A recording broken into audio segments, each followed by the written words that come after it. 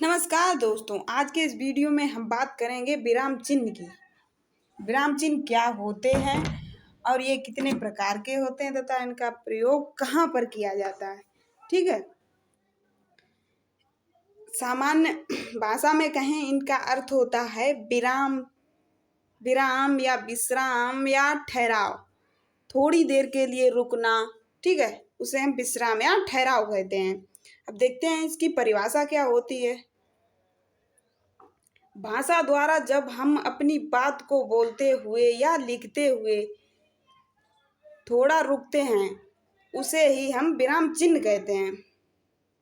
मतलब जैसे कहें कि हम जब लिखते हैं तो थोड़ा रुकते हैं, बात कहते हैं तो थोड़ा रुकते हैं। ठीक है, उस थोड़े रुकने को हम विराम कहते हैं। ठीक है, अब आगे बात करते हैं। इस रुकावट को स्पष्ट करने के लिए कई तरह के चिन्हों का प्रयोग होता है। ठीक है, जब हम थोड़ा थोड़ा रुकते हैं तो इस रुकावट को स्पष्ट करने के लिए निम्न प्रकार के चिन्हों का प्रयोग होता है जिन्हें हम विराम चिन्ह कहते हैं। ठीक है, जैसे जैसे विराम चिन्ह हो गए पूर्ण विराम, अल्प विराम, अपूर्ण विराम, अपूर्ण विराम और अर्ध विराम तथा प्रश्न विराम, विस्मयादि विराम और निर्देशक चिन्ह आदि से हम इन्हें व्यक्त करते हैं। ठीक है, अब बात करेंगे आगे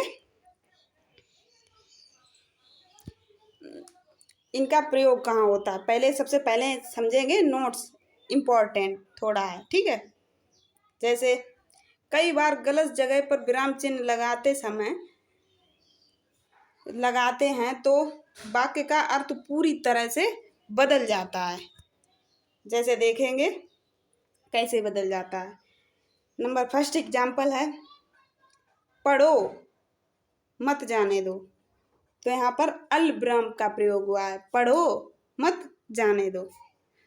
एंड सेकेंड है, अगली जगह पर हम इसका प्रयोग देखेंगे कि कैसे अर्थ बदलता है। ठीक है, जैसे पढ़ो मत जाने दो, पढ़ो मत जाने दो। तो यहाँ पर वाक्य का पूरी तरह से जो है अर्थ चेंज हो चुका है। पहले में है कि पढ़ो जाओ मत और सेकेंड में है पढ़ो मत जाओ।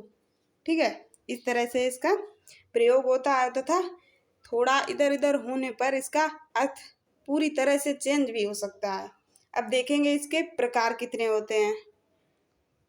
ठीक है, इसके प्रकार, इसके दो प्रकार होते हैं। नंबर फर्स्ट है विराम चिन्ह और सेकेंड है, दो पार्टों में इन्हें बांटा गया है। सेकेंड है भाव चिन्ह। सबसे पहले हम बात करेंगे विराम चिन्ह की, ये कितने प्रकार के होते हैं। ठीक है, और लास्ट में हम बात करेंगे भाव चिन्ह की बाद में। पहला है पूर्ण विराम। पूर्ण विराम का सिंबल खड़ी पाई की तरह होता है, खड़ी पाई, इसे हम हिंदी में खड़ी पाई भी कहते हैं तथा अंग्रेजी में इसे फुल स्टॉप कहते हैं।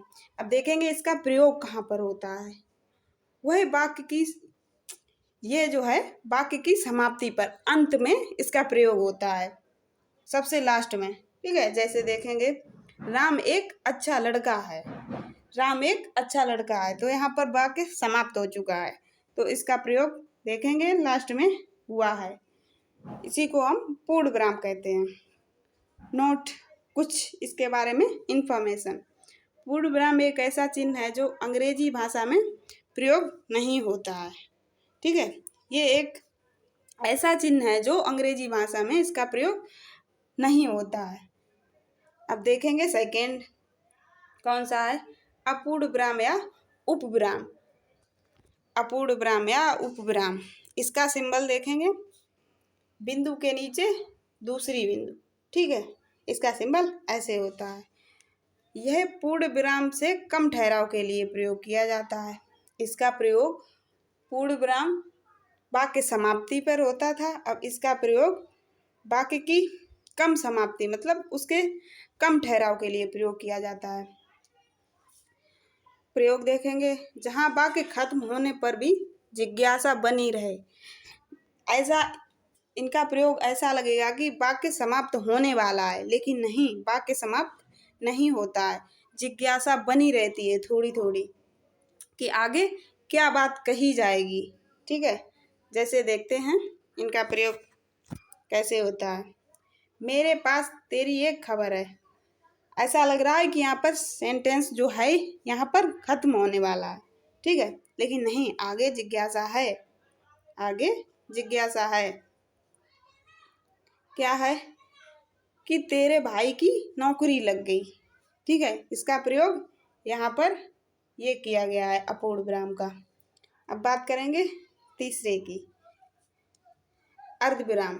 अर्धविराम का सिंबल होता है डॉट के नीचे कॉमा, इसका सिंबल ये होता है। अपूर्ण विराम से भी कम ठहराव के लिए, इसका प्रयोग जो है अपूर्ण विराम से भी कम ठहराव के लिए होता है। पहले अपूर्ण विराम का था वो पूर्ण विराम से कम ठहराव के लिए, अब इसका जो है अपूर्ण विराम से कम ठहराव के लिए प्रयोग किया जाता है। देखेंगे प्रयोग नंबर फर्स्ट में, जब बात को एक ही तरीके से आगे बढ़ाया जाए, जब बात को एक ही तरीके से आगे बढ़ाया जाए। एंड सेकेंड है प्रयोग, जब किसी खंड या वाक्य का आरंभ हो, कोई भी खंड या वाक्य का आरंभ में इसका प्रयोग किया जाता है। जैसे वर्षा होती रही, वर्षा होती रही, फिर भी मैच चलता रहा। यहाँ पर वाक्य का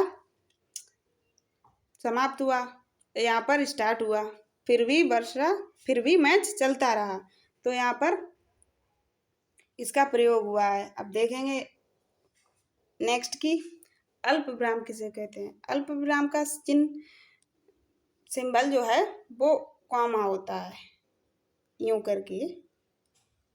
ठीक है, आप देख सकते हैं यहाँ पर अर्धविराम से भी कम ठहराव के लिए। अब इसका प्रयोग अर्धविराम से भी कम ठहराव के लिए होता है। ठीक है, प्रयोग देखेंगे, दो संज्ञाओं के बीच में, दो विशेषणों के बीच में, दो क्रियाओं के बीच में इसका प्रयोग होता है। जैसे देखेंगे राम, श्याम, भरत, तो यहाँ पर ये बीच में इसका प्रयोग हुआ है, ये संज्ञा है। जैसे विशेषण ले लेते हैं, अच्छा, सुंदर, अति सुंदर, तो ये इनके भी बीच में प्रयोग होगा। क्रियाएं जैसे दौड़ना, खेलना, खाना, इनके बीच में प्रयोग होता है। आशा करते हैं कि आपको विराम चिन्ह काफ़ी अच्छे से समझ में आए होंगे। वीडियो अच्छा लगे तो लाइक करिए एंड सब्सक्राइब कीजिए। Thank you.